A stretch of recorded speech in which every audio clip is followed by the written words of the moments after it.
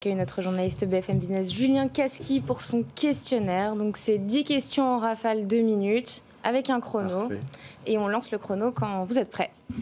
Je suis prêt. Vous êtes prêts? Et bien on lance le chrono. Allez, première question Arnaud Cabanilles. À part TikTok, quel est votre réseau social préféré? Twitter. La tendance du moment sur TikTok? Alors, La trend. la trend du moment, je pense que c'est autour principalement des masques que vous pouvez utiliser, donc 2D, 3D, réalité augmentée. D'accord.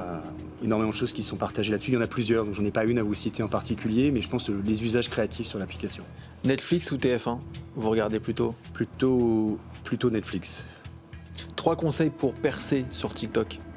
Être authentique, ne pas s'accrocher nécessairement à une tendance musicale et se laisser porter, je pense, à la créativité, être un peu loufoque, tourner sur de l'humour. C'est des choses qui fonctionnent bien. Une pause dans l'intelligence artificielle, vous êtes pour ou contre? Pour. Pourquoi? D'une manière générale, je pense qu'on a beaucoup à gagner pour l'éducation notamment, je pense de la Gen Z et même pour l'éducation des plus âgés, à ne pas passer par l'intelligence artificielle. Bill Gates ou Elon Musk? Bill Gates. TikTok en 2030, ce sera quoi? Très bonne question. Ça va tellement vite, c'est difficile à dire. Je dirais une plateforme très centrée sur les créateurs et le shopping. Xi Jinping ou Joe Biden? Joe Biden. 3 arguments pour convaincre un détracteur de TikTok de venir sur l'application. Je pense utiliser l'application clairement. Donc nous, on prend le temps de faire des démonstrations, rassurer aussi sur comment on protège les jeunes sur l'application et aussi qu'est-ce qu'on fait un peu de la donnée, où sont hébergés nos serveurs en Europe. Tous les projets qu'on a lancés cette année justement pour prémunir du cyberharcèlement, mais aussi pour le stockage de données avec l'ouverture du coup de 3 data centers à Dublin et en Norvège. Alors, dernière question, je ne sais pas si vous avez des enfants dans votre entourage, mais est-ce que vous les laissez aller sur TikTok? Alors, je n'ai pas d'enfant moi-même. En revanche, je fais découvrir pas mal de trends autour de moi, notamment auprès de mes filleuls.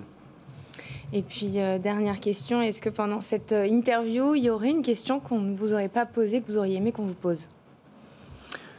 Alors, il y en a une, c'est l'arrivée de marques business to business sur TikTok. Je ne sais pas si vous avez suivi ça. Je voulais vous partager un exemple rigolo qui m'a fait beaucoup de plaisir, parce que vous savez, je travaille chez LinkedIn, donc le B2B est quelque chose qui me tient à cœur. D'ailleurs, c'est certainement mon réseau préféré, j'aurais dû parler de LinkedIn. Vous avez dit Twitter. J'ai dit Twitter, parce que c'est vrai que j'aime beaucoup, ça me sert énormément sur l'information, mais toujours est-il que Travaux.com, qui s'est mis à aller chercher des spécialistes de la rénovation sur TikTok, a recruté plus de 1500 artisans lors de cette dernière campagne sur l'application, et j'ai trouvé que c'était notre premier cas B2B, donc je me permets de vous le partager.